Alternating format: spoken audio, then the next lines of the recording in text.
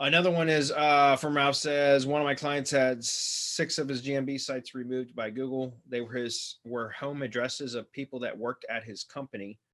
Why would Google do that? And would PO boxes without using PO box in the address be the best thing to get ranked in 8 other suburbs? That's a good question. I mean, I'm curious, Ralph, as to were all 6 suspended at the exact same time, or they suspended at different times?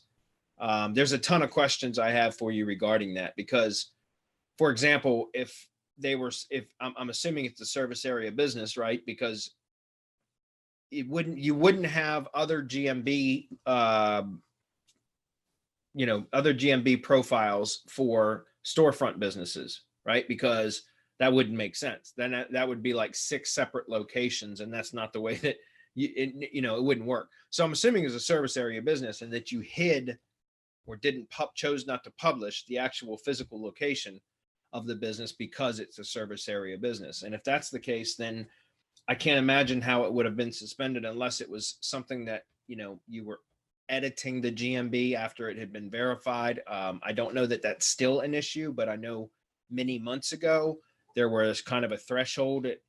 No one really knows what that threshold was, but once you cross that threshold with a number of edits of your GMB profile, that it could trigger an automatic suspension. I know because I experienced it with one of my clients. It's a 100% valid business and has been a valid location for many years, and it got suspended. And again, it was an automatic suspension just from making a change to the GMB listing. And all I did was publish the GMB website. Believe it or not, for some reason he had a GMB website that wasn't published. I clicked the publish button and it suspended it.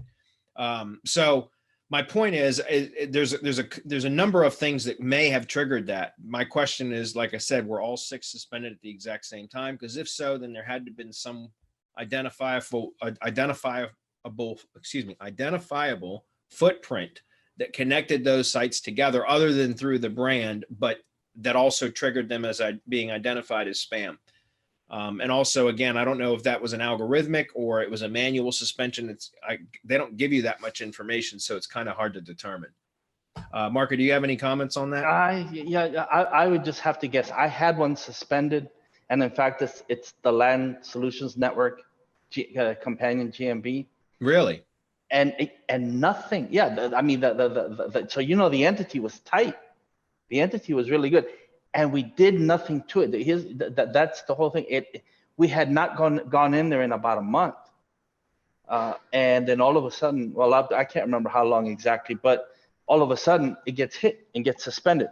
So that's definitely algorithmic. If you're not in there triggering anything, then it was just a random, I don't like this for whatever reason in the code, and it got hit. Yeah, I'm curious too to know what was being done to the in those 8 GMBs that they would all get hit at the same time, or did they not all get hit at the same time but separately?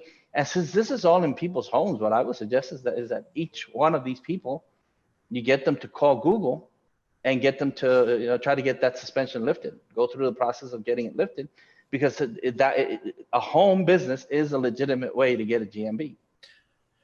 Yeah, the only thing would be difficult unless, because sometimes you can contact Google My Business support and try to request reinstatement. And it depends on, sometimes they're going to require you to jump through a bunch of hoops. Sometimes they won't. So for example, let me make an example here. The one that I was talking about was it's an outdoor pest control client of mine. One main GMB. He's a valid location. He's been in business for many years, never had any issues whatsoever. And then it got suspended. And again, all I did was click the publish button on his GMB website, because for whatever reason, it was never published. And I don't know why, but anyways, so I submitted as a manager to the GMB, right? So my account is attached as a manager to the GMB. And so I submitted the GMB reinstatement request, and it was a 2 to 3 week backlog at the time. And it ended up taking like 4 weeks before I got the rejection email saying that they had rejected it because it didn't meet quality guidelines, which was total bullshit.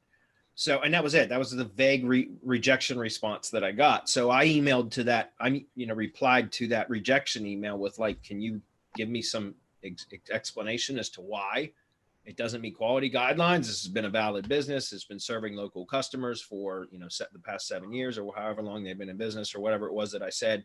And, anyways, long story short, it just was ignored. That went into oblivion somewhere, that request for more information as to why it was suspended or didn't meet quality guidelines. So anyways, I ended up contacting the owner, who was listed, his primary Gmail account was listed as the owner, the primary owner for the GMB. So I contacted him and told him, like, I was ready to say, okay, look, we're just going to have to start another GMB from scratch, which would have sucked because this was his main location. I put a lot of work into over the years. But he said, well, is there anything that I can do? And I said, well, if you want to attempt, I'll give you a quick tutorial video showing you where to go and how to do it and what to say. But if you want to attempt as the primary owner account to request reinstatement, do so. Let's give that a shot before I try starting with a brand new GMB all over again. And he agreed. So within about, I think it was less than 10 days, the next day he submitted the request based upon my instructions. And I think it was less than 10 days. And we got the notification. Well, he forwarded it to me saying that it had been reinstated.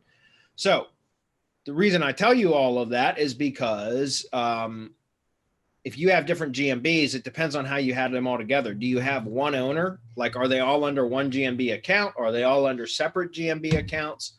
How are they connected? Do you have a common manager through all of them?